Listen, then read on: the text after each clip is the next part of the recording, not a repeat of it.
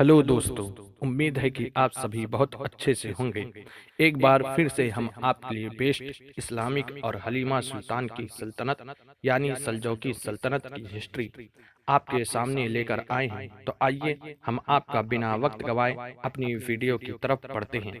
अगर आप हमारे चैनल पर नए हैं तो हमारे चैनल को सब्सक्राइब ज़रूर करें और बेल आइकन का बटन भी प्रेस करें ताकि हमारी हर एक वीडियो की नोटिफिकेशन आप तक आसानी से पहुंचती रहे।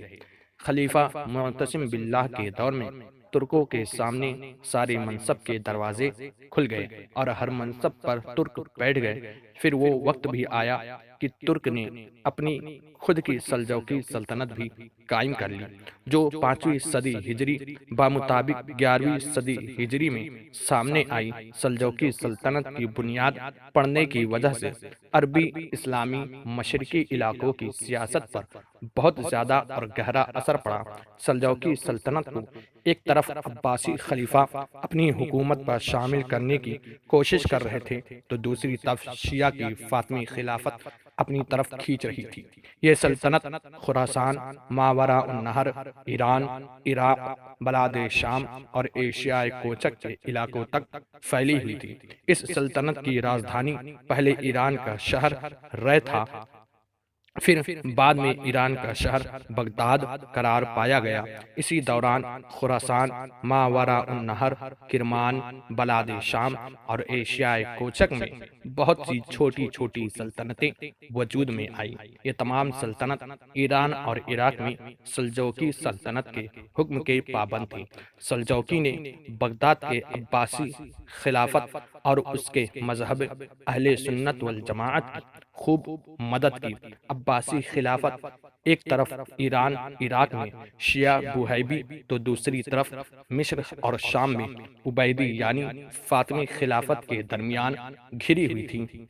करीब था कि अब्बासी हुकूमत खत्म हो जाती। सल्जौकी सल्तनत के सरदार तुगरल बेग ने 447 हिजरी में बगदाद के अंदर बुहैबी हुकूमत का खात्मा कर दिया और उबैदी यानी फातमी खिलाफत के सामने डट कर खड़े हो गए। तमाम फितनों को खत्म कर दिया और मस्जिद के दरवाजों पर लिखे सहाबा की गुस्ताखियों को भी मिटा दिया और राफजियों के सरदार अबू अब्दुल्लाह को गुस्ताखी के सबब कत्ल किया।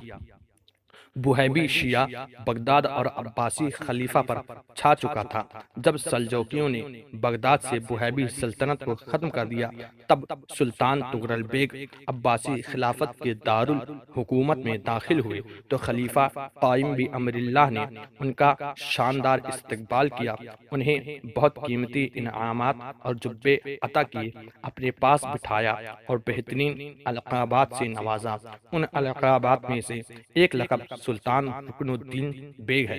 इसके अलावा अब्बासी खलीफा ने यह हुक्म जारी किया कि सुल्तान तुगरल बेग का नाम सिक्कों पर कुंदा करवाया जाए, बगदाद की मस्जिदों में उनके नाम का खुतबा पढ़ा जाए, उनके हक में जुमा और ईदैन की नमाज में दुआ की जाए। खलीफा की इस कदर अफजाई की वजह से सल्जौकियों को पूरी इस्लामी दुनिया में बेपनाह इज्जत हासिल हुई और वो बगदाद में बुहैबी की जगह स्याह और सफ़ेद के मालिक बन गए। अब्बासी खलीफा उनके हर मशवरा को कबूल करते और उनकी बहुत इज्जत करते।